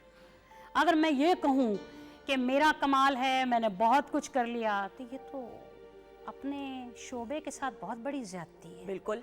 तो मैं अक्सर लोगों से जो संगीत की फील्ड से जिनका गहरा ताल्लुक़ है, हाँ वो डिफरेंटली एबल हो, हाँ जिन्हें हम महरूमी के राग सिखाते हैं, उनसे मैं एक बात कहूँगी कि कभी अपने अंदर ये ना शो करें, ईगो नहीं होनी चाहिए कि मैं बहुत अजीम फनकार हूँ। सही, अनानी। आप जीरो से शुरू करें। सही। आप अपने आप को उस डगर पे लेके आएं। अगर आप फनकार हैं तो वो आप उसको बाहर जरूर निकालें, लेकिन किसी ये ईगो जो है वो हर्ट मत करें। बिल्कुल सही। कि जी आप बहुत बड़े फनकार हैं, मैं सब कुछ कर सकता हूं। अगर आप कर सकते हैं तो फिर अपने काम के जरिए दिखाएं, अपने काम से मनवाएं, ना कि बातों से मनवाएं। बिल्कुल। ख़वातीन फोकस, मोटिवेशन के साथ, मेहनत के साथ अल्लाह ताला रास्ते हमवार करता है। अच्छा साद भाई, कोई मूड है बात करने का? क्या करें, अब ये मसला हो रहा है हमें तो। कुछ नहीं होता है। साद भाई को कहें कि बड़े गौर से गाना सुन रहे थे। अच्छा। तो कुछ गाना आता है तो सुना दें। आता है। आता हाँ, तो ओह, सुनाइए। ओह, क्या सुनाएंगे? गाना बताएं जल्दी से। ये दिल जीता पाकिस्तान है जाए वो पर जनेती साहब था वो मेरा फैन है। दिल दिल पाकिस्तान। क्लैप हो जाए जी। माइक दीजिएगा इनको और मैं देती हूँ साद भाई को माइक। थोड़ा सा हम सुनेंगे साद भाई के। खड़े हो जाएं, आ जाएं, इधर आ जाएं ताकि मैं आपको सपोर्ट कर सकूं। इधर आए, इधर आए। ठीक है इकबाल भाई, दिल दिल पाकिस्तान। ये कैमरा है आपका, ये है जी। चलें जी, ये पकड़ें एंड 1 2 3 गो। दिल दिल पाकिस्तान जा जा पाकिस्तान दिल दिल से मनता है ये चांद तारा मनता है जोन झड़ी से तेरा मनता है दिल दिल पाकिस्तान जा जा पाकिस्तान ऐसे ज़मीं वो आसमां बढ़ती रहे ये ओसनी चलता रहे ये तारा दिल दिल पाकिस्तान जा जा पाकिस्तान जा जा पाकिस्तान जा जा पाकिस्तान पाकिस्तान। शाबाश। मेरे भाई को अल्लाह ताला ने इतनी कामयाबियां देनी है, इतनी तरक्की देनी है। साथ थैंक यू सो मच। और मुझे पैनल से बताया जा रहा है कि प्रोग्राम के हवाले से मैसेजेस हमारे शोबिस के सेलिब्रिटीज हैं, पसंद किया जा रहा है, सराहा जा रहा है प्रोग्राम को। शुक्र अल्हम्दुलिल्लाह। बैठिएगा, क्लैप हो जाए जी साद भाई के लिए। भाई वेल डन। डॉक्टर साहब साद भाई ने तो महफिल ही लूट ली। हाँ, साद भाई तो ये जो है ना, ठीक है मैंने सही किया होस्टिंग। हाँ आप चैनल पे जॉब दे देंगे मुझे? जरूर। तनख्वाह कितनी होगी? भाई थोड़ी सी नहीं हुई, ज़्यादा हुई। ओए अच्छा मुझे बताओ, इतनी इधर देखो मेरी तरफ साथ, इतनी होगी कि इतनी होगी तनख्वाह? ज़्यादा हुई। कितनी इसे आप बताओ इशारा ना। करके बताओ ना। इतना। Very good. चले जी, मैं हाँ वो साथ पैनल से कह रहे हैं एक दो लोग हमें भी साथ ले जाएं, बट डन है। बिल्कुल। और अल्लाह ताला आपको और हिम्मत दे। सब मैं ज़रूर ये जानते हुए, there must be thousands, हज़ारों ऐसी कहानियाँ जो दिल को छू लेने वाली।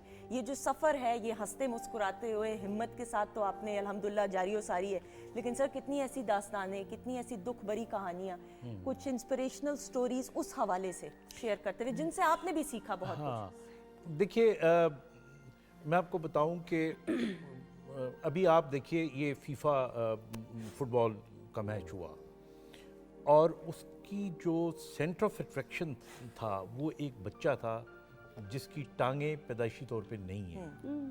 यानी इतना बड़ा दुनिया का बड़ा सारा जो इवेंट है वो उन लोगों ने उससे शुरू करवाया। ये एहतराम और इज़्ज़त होती है। इसी तरह हांगकांग में जब उनका नया एयरपोर्ट बना तो उसका जब इफ्तिताह हो रहा था तो एक तरफ जहाज़ चल रहा था, टेक ऑफ कर रहा था, तो दूसरी तरफ व्हील चेयर पे एक लड़का जो था वो चल रहा था। ये सिंबॉलिक चीज़ें होती हैं जो कि हम चाहते हैं कि पाकिस्तान में होनी चाहिए। और इस हवाले से जब मैं देखता हूँ तो हमारे यहाँ अब शऊर आना शुरू हुआ है। और जब मैं मुड़ के देखता हूँ कि कैसे कैसे लोग जो हैं वो खुश भी हुए। और मिसाल के तौर पे आपने कहा, एक बड़ी स्ट्रॉन्ग मोटिवेशन स्टोरी है मेरे पास कि एक बच्चा था, वो आया करता था अक्सर चेक करवाने के लिए, तो उसकी टांगें ठीक नहीं थी, तो वो बड़ा डिप्रेशन में रहता था, वो रोता रहता था कि वाई मी। ये बड़ा क्वेश्चन होता है डिसेबिलिटी के लोगों में, बीमारों में, कि अल्लाह ने, मैंने तो कोई बुराई भी नहीं, वाई मी। तो एक दिन क्या हुआ कि वो आया तो वो बड़ा खुश था, तो मैंने कहा मुबीन तुम तो बड़े परेशान होते थे, आज क्यों खुश हो? तो कहने लगा सर आपकी ना, बाहर मैं बैठा हुआ था तो एक और व्हील चेयर पे आदमी आया, तो उसके बाजू भी काम नहीं कर रहे थे और वो सिगरेट पीता था, तो उसका एक नौकर खड़ा हो गया ना, तो सिगरेट उसके मुंह में लगाता था, तो वो कभी उसका दिल चाहता कि मैं सूटा लंबा लगाऊं, तो जो उसका वो नौकर था वो जल्दी खींच लेता था, तो उसको गालियां दे रहा होता था कि अपना ओए बिन सूटा तो लान देना सी। तो मैं कहने का मैंने अल्लाह की तरफ देखा और उसके बाद मैंने उसका शुक्र अदा किया और फिर दैट्स व्हाई स्माइल है। और उसके बाद he was a different person.